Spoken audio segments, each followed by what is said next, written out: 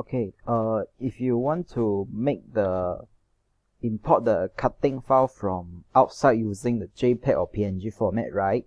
Actually, you can't make it lah.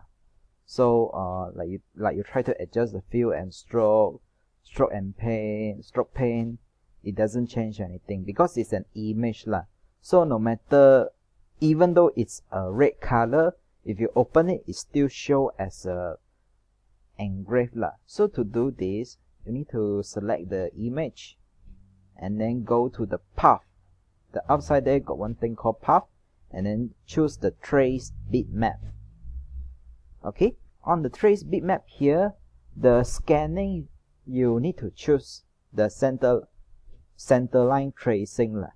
Okay, normally it will show the brightness cutoff. You need to choose the center line tracing and then just click apply. Okay, it will comes out a small red color design lah from here.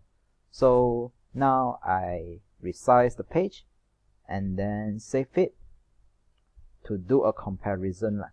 So now you can see oh, it's still black color because it's not a completely red lah. So you can pick the fill and stroke, change the color code. Okay, once it's done, save again, reload again. Now it will become a red color lah. So that's it only.